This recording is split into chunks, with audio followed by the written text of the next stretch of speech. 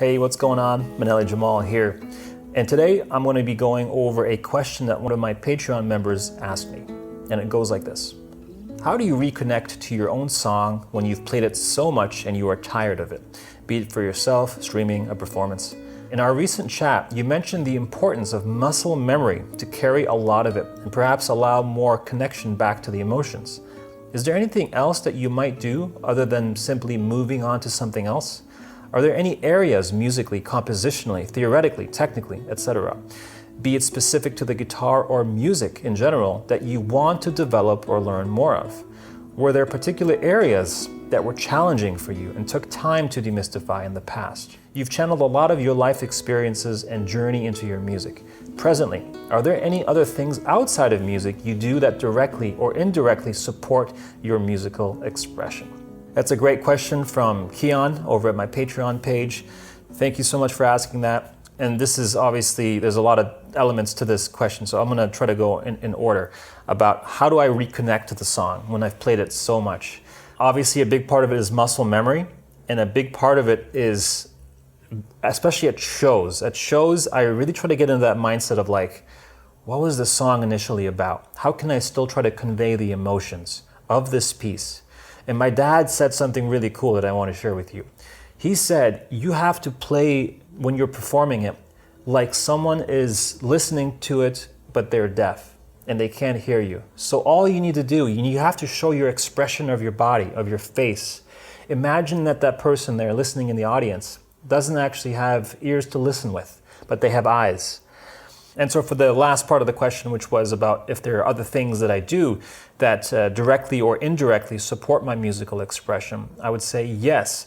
Exercise. Exercise is the most important thing because when my body is relaxed, I can express myself better. Because if I have a certain ache in a specific part of my body, I'm kind of doing a body scan before I play. And I'm like, if this is hurting, this is going to seep out through the performance, and I don't want that. Yoga has been really great. I've been lifting weights as well recently. That's been really wonderful. So the combination of shortening the muscles and elongating the muscles with yoga, I think that's probably the best combo, if not just stretching for yourself. I would say reading has been wonderful. And again, you might be thinking, how does reading actually, kind of support the musical expression?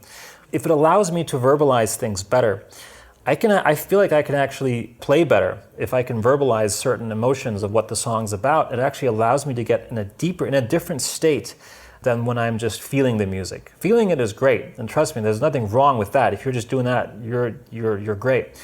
But I think being able to verbalize what you're feeling as well is such a powerful thing. And obviously, it's very difficult to do sometimes because sometimes the feelings are very abstract, right? We don't even know how to really verbalize it, but we do our best as humans to categorize things as we love to do.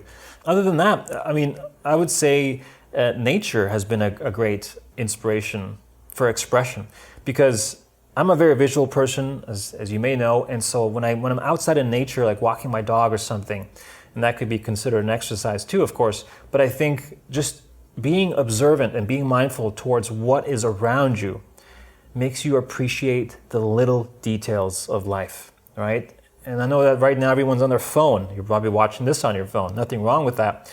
But if you're out in nature and you're listening to this, look outside and just observe the surroundings around you and be appreciative for the fact that you have eyes and you can actually see everything and absorb it all, because this will, in fact, allow you to have a greater sense of musical expression, because this makes you fine-tune about the things around you. And when you're fine-tuned around the things around you, you naturally start to hear things in a different way, in a different level.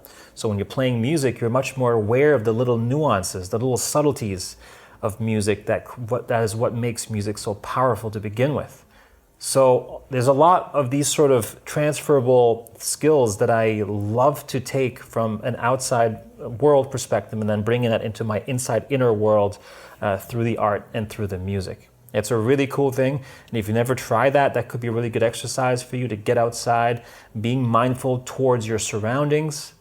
Take note of that traffic sound. Take note of the baby crying in the back behind you. You get this spatial awareness kind of going around you. And it's a very important trait, I think, for all musicians. And then it enables you actually to be more expressive because you're much more aware, especially when you're jamming. When you're jamming, I find that exercise to be so helpful because now I can see, where is my guitar sitting in the jam? Am I too loud? Is the other person too loud? Do I need to be quieter? Do I need to play something more rhythmic, right? It just makes you reflect back on certain things that maybe you can actually explore a little bit more. And again, all these things here that I'm talking about are subjective, of course. You don't have to do them. This just works for me, and I've seen great results personally for myself, for me to be able to verbalize these things as well. So thank you for asking that great question here, because it's just enabling me as well to kind of go deeper into myself. Hopefully that helped, and hopefully it kind of got through this little talk here with you.